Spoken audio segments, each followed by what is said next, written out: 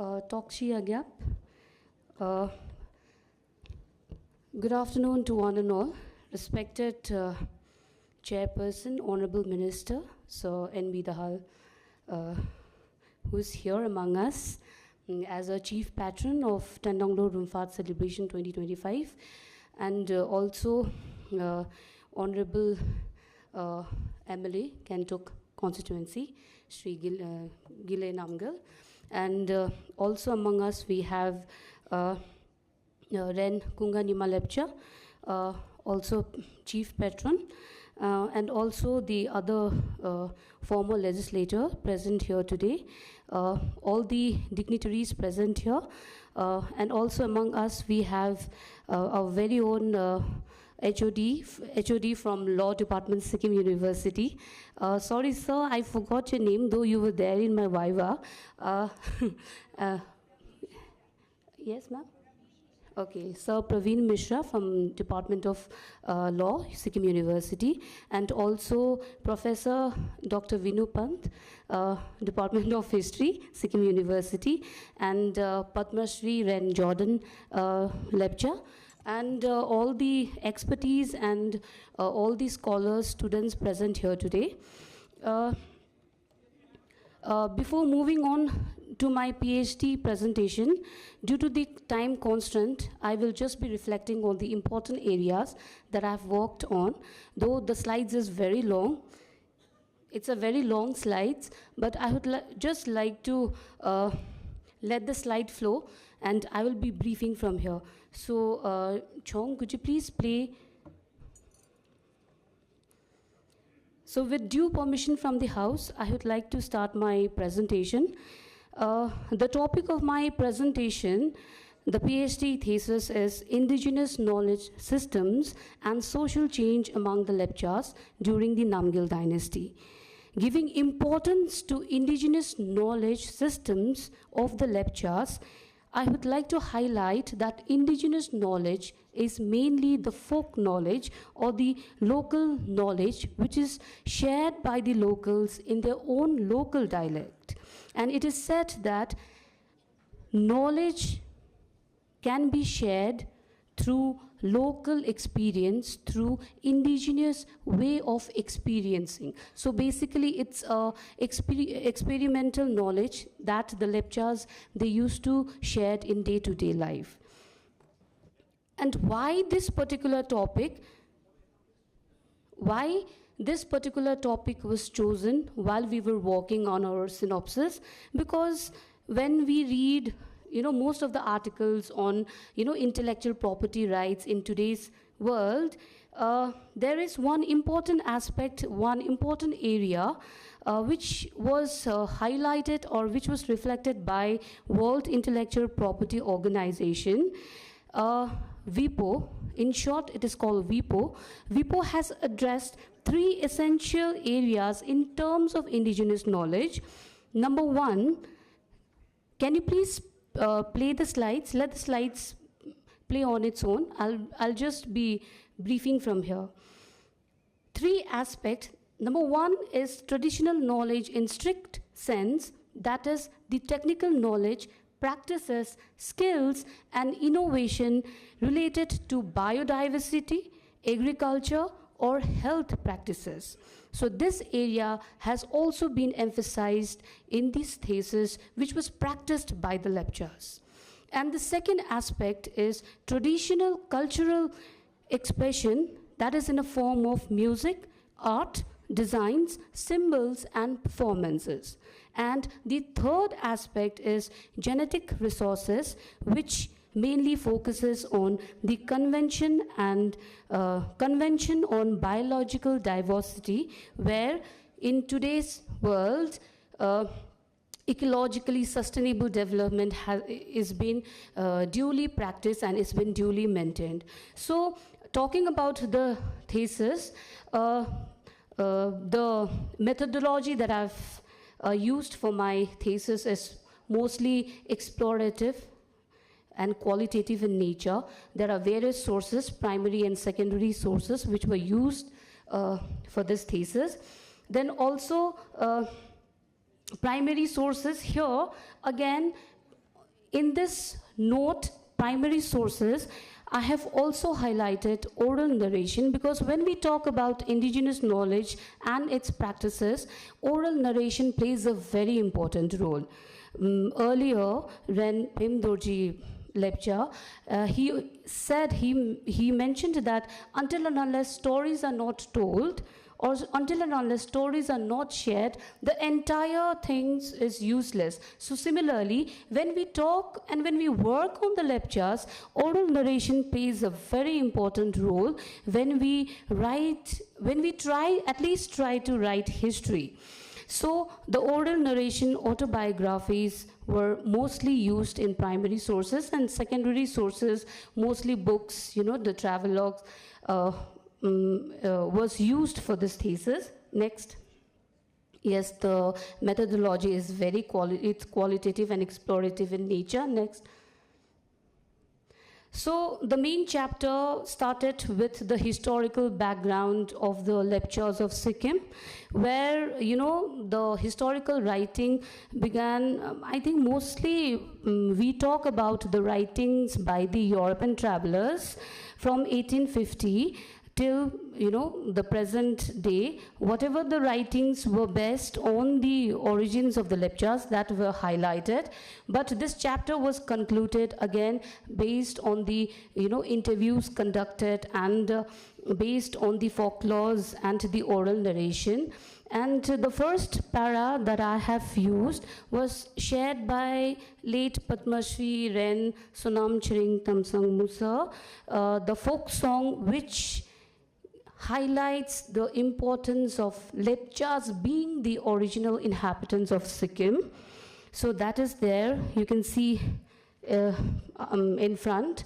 So which gives the significance of Mount Kanchenjunga, where Sikkim, that is Renjong is, is sitting in the lap of Mount Kanchenjunga. So since then, Mount Kanchenjunga is, is considered to be very sacred and is very, essential for, not only for the Lepchas, for the entire Sikkimese, people here. Next, you can just play the slides. So the chapter 2 basically dealt with the historical debate on the origin of the Lepchas, where there was the origin, the debate stating that, Lepchas are from Mongolian clan, etc., etc. But I have concluded with the writings based on the Lepchas and also on the oral narration, the interviews conducted. Then the next core chapter is the indigenous knowledge systems of the Lepchas. So indigenous knowledge systems of the Lepchas, this chapter is, I have worked extensively in this chapter because there are many sub-areas that I've highlighted. Indigenous knowledge systems on, the bamboo technology, because Lepchas are considered to be a skilled architect, bamboo technology, and on food habits, folk healing practices, nettle weaving, and also sumuk thakthuk weaving. So these are the core areas that I have, worked extensively. So the next part of this thesis is social change of this indigenous knowledge systems during the Namgyal dynasty. So the indigenous knowledge systems, like I have mentioned, the bamboo technology, skilled craftsmanship. We have among us Padma Shri Ren Jordan Lepcha. He is the true example, the living legend here, with a skilled craftsmanship. And the Lepchas had that knowledge, but how did this knowledge overcame changes during the Namgyal period? So when, the research was conducted and when I was working on this thesis, the findings of this thesis mostly reflected on the social changes based on, the coming of the Lepchas under the influence of the Tibetans, mostly focusing on Lamaism or the influence of Buddhism among the Lepchas. So first agent of social change among the Lepchas was monastic education, because the introduction of Lamaism and the introduction of Buddhism among the Lepchas, they started to accept a new form of practice in the name of religion, and that is Lamaism. But to conclude this statement, again, the Lepchas, they accepted, and the Tibetans or the royals, they complemented each other. Because, for example, as the knowledge shared by Ren Sonam Gyalsing, EcoStream, I met him once because I wanted a brief idea about, the nettle, mostly on nettle weaving, but we had a very brief, interview session. He also gave me a very, a brighter side to look into this part, because the Bhutias, let's say the royals, they complemented the belief system of the Lepchas. Giving an example, Guru Dongmal Lake, okay, to the Lepchas, it is a sacred lake. But again, when you look, from the eyes of Buddhism, again you will see even Guru Dongmar Lake also plays an essential role in shaping the religious belief of both the Lepchas and both the Bhutias. So that is one example. And, monastic education also shaped the Lepchas, because during the reign of Chagdor Namgyal, it was made mandatory that at least one son of any Lepcha household should enroll themselves into the monastery. So that way, socially, culturally, everything started to change, and the Lepchas, they easily accepted the change positively. I would not say negatively, but positively they accepted the change, because change is constant. Change is something that, every individual would need in their day-to-day life. And the second phase of this thesis was the coming of the Nepalese in Sikkim. During the tenure of J.C. White, the first British political officer in Sikkim, due to the revenue generation, the Nepalese, started to, I would not use the word migrate, but they were allowed to enter Sikkim. And one thing, the introduction of terrace farming in Sikkim also let the Lepchas learn one important aspect, that is in the form of proper agriculture. So earlier, when we talk about the indigenous food habits, we mostly know that Lepchas, they are the nature worshipper. They used to go to the wild produce. They used to hunt down. But when, the population was growing in Sikkim with the migration of Nepalese, they started to learn the new form of practice in the name of agriculture. So that is also one of the changes, one of the aspect, and also in the form of dresses and ornaments, the Lepchas, they also started to improvise themselves. Earlier, we used to give emphasis on nettle weaving, but due to the coming of the other communities, Lepchas started to learn weaving, not only nettle weaving, but also the other form of weaving. So in the cultural aspect also, the Lepchas accepted the change. And the last section of this thesis was the British influence on the Lepchas. So when we talk about the British influence on the Lepchas, we talk about two particular areas, that is, the coming of the missionaries, although they were not allowed to enter Sikkim at first, but via Kalimpong, Darjeeling, the influence of Christianity, the influence of missionary learning started to, enter Sikkim as well during the tenure of mostly Tashi Namgyal. And also you will see the folk healing practices was also replaced by new modern health facilities in Sikkim. So since then, you will see the modern era in Sikkim, and the Lepchas, they accepted that change as well.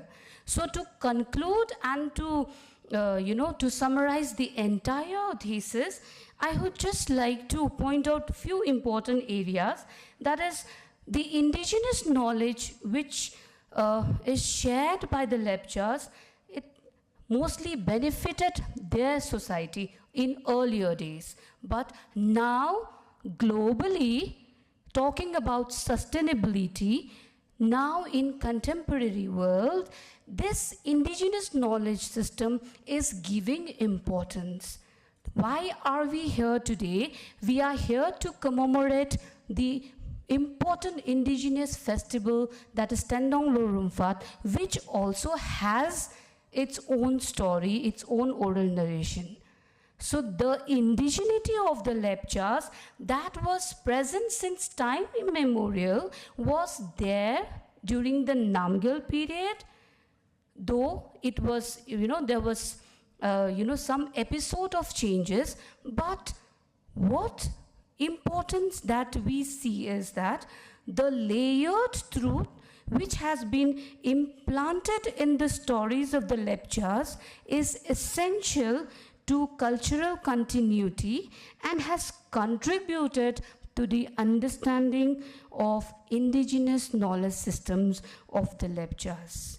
So this entire area was emphasized in my thesis, and also it is indigenous knowledge is resilient, yet it is vulnerable, and also this knowledge system is still being practiced because the flood that occurred in 2023 washed away many important heritage sites in Zongu, especially the bridge, and now in the replacement, the local bamboo bridge was constructed during that particular era, that particular hour. So that indigenous knowledge is being restored, and 3 P's plays a very important role, that is protect, preserve, and produce. So this 3 P's is the key aspect for restoration of the indigenous knowledge systems of the Lepchas. To conclude, I would like to acknowledge the help that I gathered from all the knowledge keepers who are mostly present among us here, and also the help and guidance from Honorable Chief Minister Sir, Sri P.N. Tamang Sir, for the encouragement and the motivation, and also the help provided by our very own area MLA cum Minister, Sri N.B. Dahal Sir, and also Ren O.T. Lepcha, former MP, and also the president of MRRK, and also acknowledging the help provided by Ren Sonam Gyalchen EcoStream, and also help and generosity provided by Galmula Hope Cook, because I was in constant conversation with her through email conversation. She was helping me, she was guiding me with all the queries I had, because I wanted to know what exactly happened during that Namgyal period. So these are the screenshot of the email conversation, and she has also highlighted EcoStream. You can get help from Sonam Gyalchen EcoStream.